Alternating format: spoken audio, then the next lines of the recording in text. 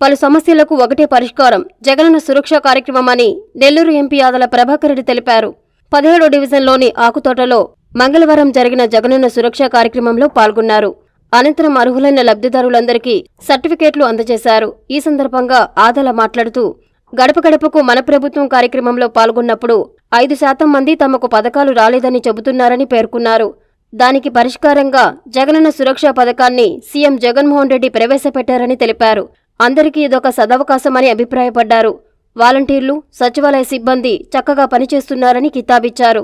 జనసేన అధినేత పవన్ కళ్యాణ్ వీరిని కించపరచడం తగదని పేర్కొన్నారు. ఈ కార్యక్రమం స్థానిక కార్పొరేటర్ ఆధ్వర్యంలో జరిగింది. విజయ డైరీ చైర్మన్ రంగారెడ్డి, నెల్లూరు నగర కమిషనర్ వికాస్ మర్మత్, కార్పొరేటర్లు, వైసీపీ నేతలు, కార్యకర్తలు పాల్గొన్నారు.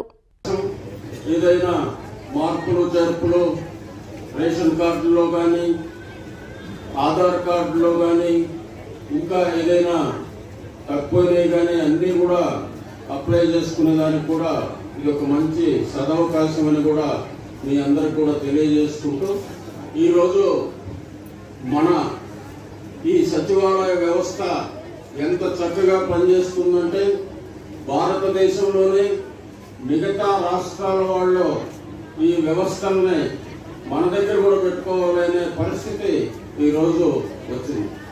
మన వాలంటీర్లో చాలా మేము ఊహించిన దానికంటే చాలా చక్కగా పనిచేస్తూ ఉన్నారు. వాళ్ళకి అతి తక్కువ జీతం, అతి మంచి కార్యక్రమాలు చేయడం చాలా సంతోషం.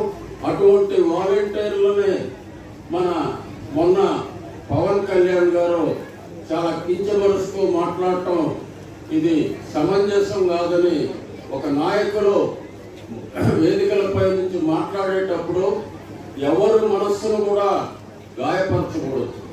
ఎవరైనా తప్పు చేస్తే పర్టికులర్ మనిషికి ఆ ఎక్స్ప్లెనేషన్ అడగొచ్చు, ఇంకేదైనా చేయొచ్చు. కానీ ఒకరు తప్పు చేశారని లక్షల మందిని కించపరచడం అనేది కూడా కరెక్ట్ కాదు.